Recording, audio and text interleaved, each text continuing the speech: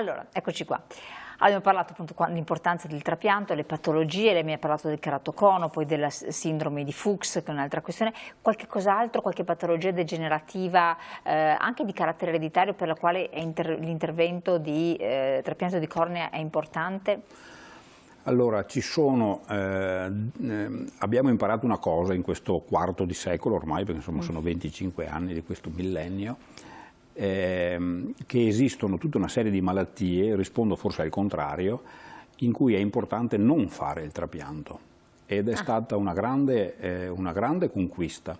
Ah, perché si faceva il trapianto? Certo, perché prima nello scorso secolo facevamo trapianti su situazioni dove poi vedevamo gli interventi fallire regolarmente e non capivamo perché il trapianto era fatto bene, il tessuto era Ottimo. Di grande qualità e quindi diciamo non davamo certo un aiuto al paziente, perché lo portavamo a un intervento che poi diventava inutile, e un occhio che va male è meglio di un occhio che va male ed è stato trapiantato. Assolutamente. Perché col trapianto comunque comprometto la struttura e poi diventa tutto ancora più difficile. E queste le chiamiamo oggi le malattie della superficie oculare. È un concetto molto importante su cui abbiamo lavorato su questo quarto di secolo. Non l'ho mica inventato io, mi piacerebbe, ma no, è frutto di una serie di conoscenze che sono arrivate da scoperte, da tanti specialisti. Però l'Italia ci ha messo del suo in questo. Ci sono stati ricercatori e anche oculisti che hanno dato contributi importantissimi. E oggi quindi sappiamo che ci sono delle malattie della cornea che non sono primitivamente, che non nascono nella cornea, ma nascono nell'intorno, nel contesto in cui la cornea vive. In quel contesto là abitano delle cellule che per la cornea sono importantissime e sono cellule staminali della cornea, ma che non vivono nella cornea, era questo che non capivamo.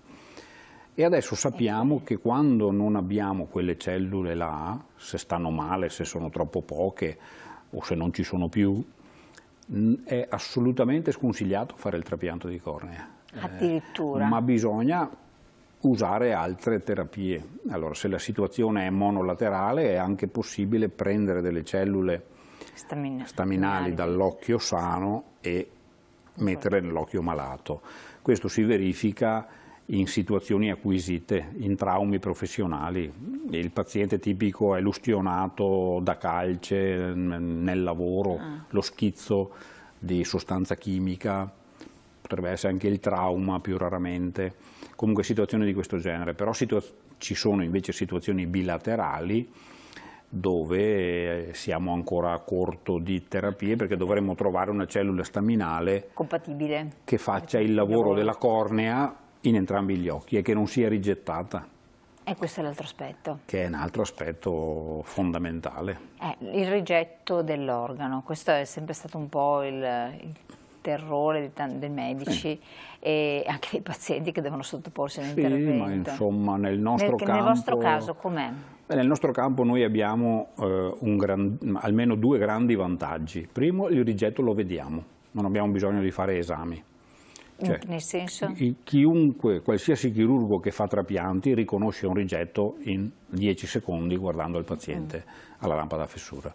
Quindi questo non si può fare nel rigetto di un organo, hai bisogno di fare esami, biopsie, noi lo vediamo il rigetto. E se lo vediamo possiamo trattarlo prontamente con gocce, cioè bastano gocce, non servono punture, non servono trattamenti eroici. Sono due vantaggi non da poco. Il paziente deve essere educato a aver cura del proprio trapianto, quindi se l'occhio diventa rosso per ragioni strane o se la vista cambia in un occhio trapiantato bisogna correre in pronto soccorso o dal proprio specialista se è disponibile, insomma, ecco. Certo. Perché è importante che la diagnosi sia veloce, insomma. In poco tempo, quindi questo Sì. è fondamentale. Ci sono cornee compatibili, cornee incompatibili? No, fortunatamente il tema della compatibilità fra persone è pressoché irrilevante nel trapianto di cornea, non si fa un matching, non è necessario. Non c'è un matching in questo caso, No, quindi non è come l'occhio è una non è come i parrocchia, reni, il fegato. no, è un po' una parrocchia a sé. Il sistema immunitario segue delle regole un po', insomma, diverse. Esiste il rigetto, ma è meno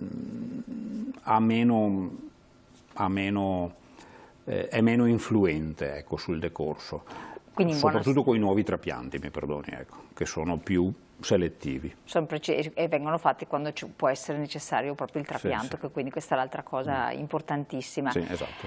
Quindi donare la cornea è un qualcosa che è molto democratico, perché lo possono fare tutti. Donare la cornea è molto democratico, lo possono fare tutti. Anche chi ha avuto già una cataratta?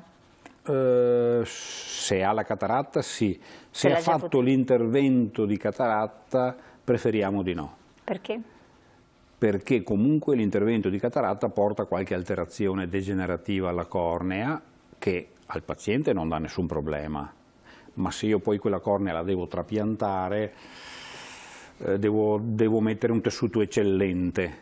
Ecco, è meglio non prendere un tessuto da un occhio operato, ecco, come regola, diciamo, generale. Quindi anche, io non sono assolutamente un'esperta, perché faccio una domanda che magari può essere stupidissima. Le persone che hanno fatto un intervento di correzione della vista, intervento chirurgico per esempio di correzione della miopia. Miopia, esatto, classico. Adesso tantissimi lo fanno, c'è anche in giovane età. Lì la cornea è stata appunto in qualche modo compromessa come nella cataratta? Questa è una domanda interessante. Quelle persone oggi possono donare, anzi sono donatori preziosi.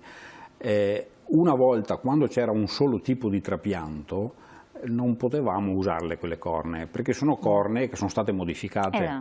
La refrazione è stata modificata con un laser per lo più, e quindi poi non si può prevedere nel ricevente che effetto avrà quella lente. Adesso però si fanno trapianti usando solo lo strato interno della cornea, quindi è uno strato che non è stato toccato dalla chirurgia refrattiva. Quindi queste cornee le usiamo, insomma, ecco, in sintesi, in poche parole. Quindi quelle possono essere utilizzate? Assolutamente sì. Chi ci ascolta ed ha avuto anche in giovane età o meno, comunque è stato un intervento correttivo della vista, potenzialmente può donare. Viceversa, chi invece ha avuto già un intervento di cataratta... Chi ha avuto un intervento di cataratta in un occhio può donare la cornea controlaterale. Insomma, non abbia fretta di essere donatore, io dico sempre. No, ma assolutamente. Ecco, lasciamolo decidere ad altri. Però quando, insomma, i nostri tessuti non ci servono più, mi pare una ma perché siccome bisogna, cosa. L'altra cosa, sentiamo nello specifico della Fondazione Banca degli Occhi, per essere donatori di cornea bisogna segnalarlo. Per essere donatori di cornea oggi, con la legge, insomma, attuale, che ormai è più che matura perché ha più di 20 anni, vale la decisione dell'interessato. Esatto. E quindi dobbiamo o averlo detto in comune, o averlo detto al nostro medico di base, o comunque esserci iscritti a un'anagrafe nazionale, e questo lo si fa dicendolo all'AIDO, dicendolo alla nostra ULSS, insomma ci sono vari modi, tenendoci in tasca un bigliettino. Però è sempre meglio coinvolgere i parenti in questa scelta, dirlo a voce ferma. Io sono favorevole, se cambierò idea ve lo dirò, però sappiate che io sono favorevole, perché si chiede sempre una testimonianza, ecco, perché noi lasciamo il diritto anche di cambiare idea. Certo, però nella fattispecie, quando voi fate una valutazione, se la persona non sapeva, perché non ha seguito lei quello che ha detto adesso, e aveva avuto un intervento di cataratta e dice voglio donare le cornee, voi ve ne rendete conto quando fate l'espianto di cornea? Assolutamente, sì, è riconoscibile. C'è tutto un iter di valutazione molto rigoroso, anche perché il donatore viene passato, se permette, al setaccio dal punto di vista anamnestico, perché dobbiamo evitare di trasmettere malattie. Questo è un tema che non abbiamo toccato, ma anche la cornea trasmette. Non è un buon trasmettitore di malattie perché non ha vasi sanguigni, quindi diciamo non è come trapiantare un organo o un tessuto vascolarizzato, però anche la cornea può trasmettere cose sgradevoli, e quindi il donatore viene, tra virgolette, selezionato in modo molto accurato. Per cui certe patologie non so, tipo oncologico, eccetera, non predispongono alla donazione? I tumori non rappresentano una controindicazione. Questo è un aspetto che differenzia la cornea da tutto l'altro mondo trapiantologico. Quindi molti nostri donatori, forse il 60%, lo so, infatti sono donatori oncologici, chiamiamo così. C'è un'eccezione fatta dalle emopatie, i tumori del sangue, ecco perché quelle cellule là se ne vanno in giro un po' più allegramente, sì, e colonizzano anche certe parti dell'occhio, quindi preferiamo lasciar stare. Ci sono poi cose un po' più, diciamo, da specialisti, per esempio le encefalopatie trasmissibili, la Creutzfeldt-Jakob, che è una malattia rara, ma che era diventata famosa, vi ricordate sicuramente, negli anni 90, quando c'è stato il problema della mucca pazza, quando c'è stata la nuova variante, eccetera. Queste sono comunque malattie che ancora esistono, c'è una forma di Creutzfeldt-Jakob, ha un'incidenza molto bassa, ma esiste, ed è una controindicazione perché potrebbe essere trasmissibile col trapianto. Quindi il donatore, diciamo così, è sottoposto a una procedura di valutazione molto accurata, che prevede anche analisi del sangue, insomma, eccetera. E relativamente sempre alla donazione, i genitori possono autorizzare la donazione dei propri figli minori? Sì, dei minori sì. E quindi un minore può donare una cornea, sì, anche un bambino? O c'è un'età di sviluppo della cornea? Io preferisco sempre dire, fortunatamente nel nostro paese muoiono pochissimi bambini e questo mi dà sempre molta gioia dirlo. Virtualmente sì, oggi sì. Bisogna dire la verità. Allora, la cornea raggiunge una configurazione anatomica tale da renderla trapiantabile dopo i 4-5 anni. Quindi 4-5 anni in ecco, quindi quello certo, diciamo, è una dichiarazione generale. Tuttavia i nuovi tipi di trapianto consentono anche di usare solo delle sezioni, degli strati di cornea, anche da cornee di età inferiori. Però sono interventi che praticano in pochi, insomma, certo, sono interventi nelle mani di chirurghi eccellenti. Però succede qualche volta, noi siamo un centro che riceve tessuti un po' da tutta Italia. Ecco, questa è l'altra cosa importante. Perché abbiamo una storia, perché siamo stati per molti anni l'unica banca degli occhi, per tante ragioni, forse anche perché insomma, facciamo il nostro mestiere, sapete fare il vostro lavoro. Ci dedichiamo molti sforzi e allora qualche volta gestiamo delle situazioni che sono drammatiche e commoventi, per cui ci sono delle famiglie che, sapendo che il loro bambino sta morendo, chiedono di donare. Anche perché è una donazione abbastanza semplice, come diceva lei, più semplice. È una donazione relativamente semplice. Allora noi abbiamo fatto una rete con tutte le banche degli occhi italiane e quindi ci mettiamo alla ricerca di un chirurgo che possa avere una situazione dove questi tessuti possono essere utilizzati. Sono momenti delicati, bisogna lavorare bene in rete, ma abbiamo fatto delle cose interessanti da questo punto di vista. Quindi c'era questa pratica. Sì. Invece la cornea ricevuta può essere ricevuta da un bambino in tenera età, per presenza di particolari patologie? Sì, fortunatamente, ripeto, sono condizioni molto rare. Però può essere... Però esistono. E salva quindi la vita, e il bambino nella crescita, questa cornea si adatta, insomma. Questa cornea si adatta e la cosa più importante è che l'occhio impara a vedere, perché il problema della tenera età è che se l'occhio non vede da subito, entro i 7-8 anni, cioè se l'occhio non vede entro i 7-8 anni, poi quell'occhio non vedrà più. Il cervello non... Sì, diciamo, la vista non sta nell'occhio, la vista sta nel cervello.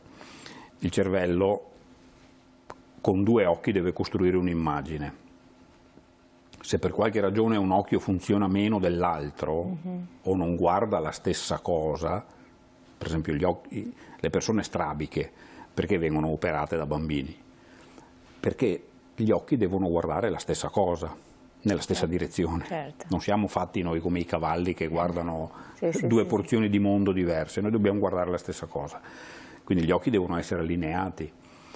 Se uno dei due occhi se ne va in giro, il cervello lo sopprime perché gli dà fastidio, perché non può fare un'immagine da due immagini diverse, sarebbe un pasticcio.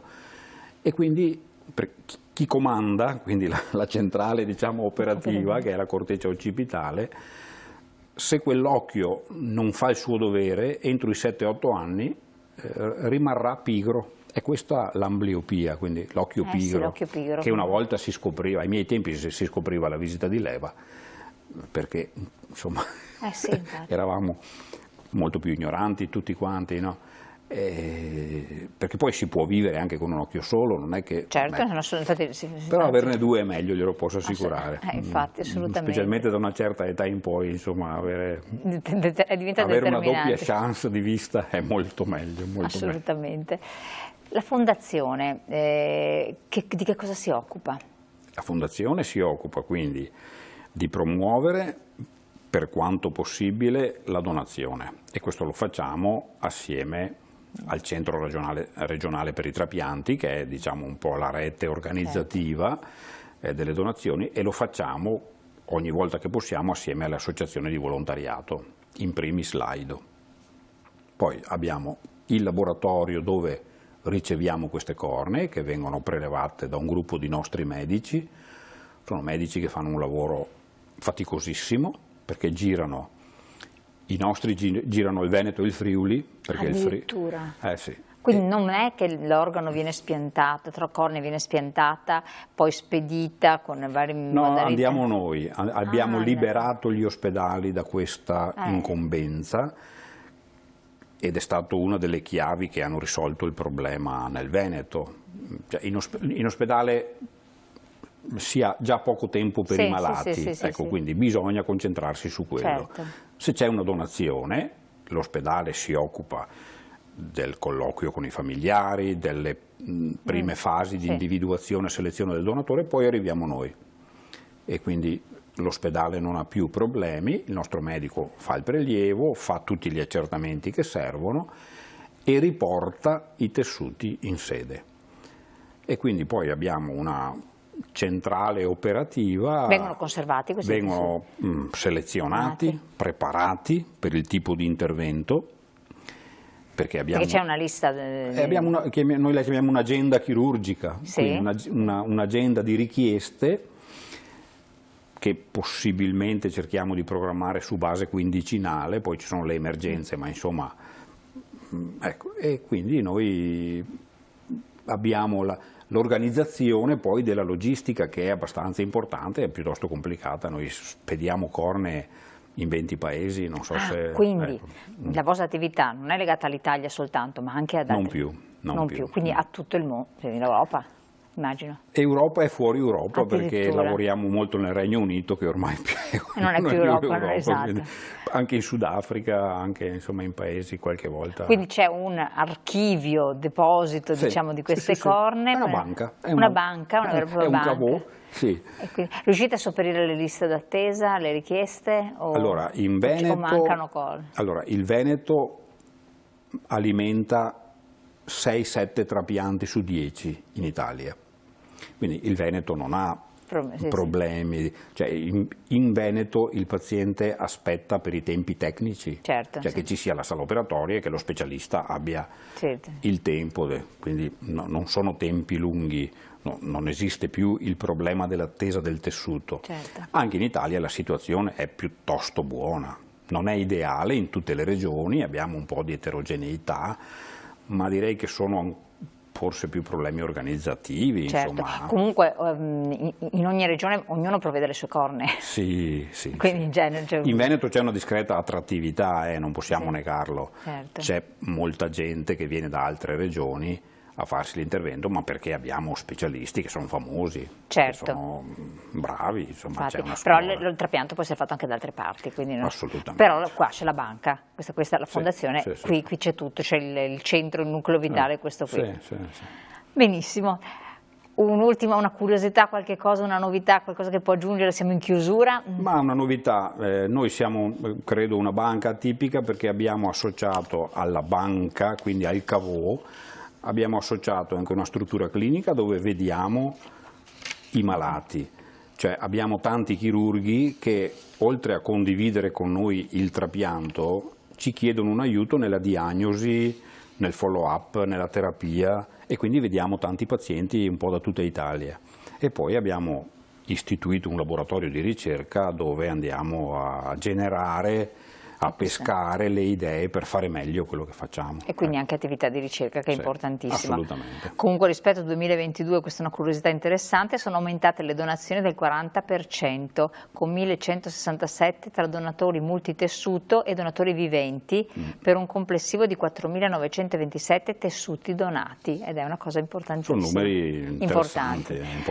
Direttore, io la ringrazio tantissimo di averci aperto questa finestra su questa realtà territoriale che poi in realtà ha una vocazione internazionale e che non di poco conto. Le auguriamo buon lavoro, grazie veramente. Cari telespettatori, io vi lascio alla pubblicità, poi torniamo insieme, abbiamo tanti altri approfondimenti da fare.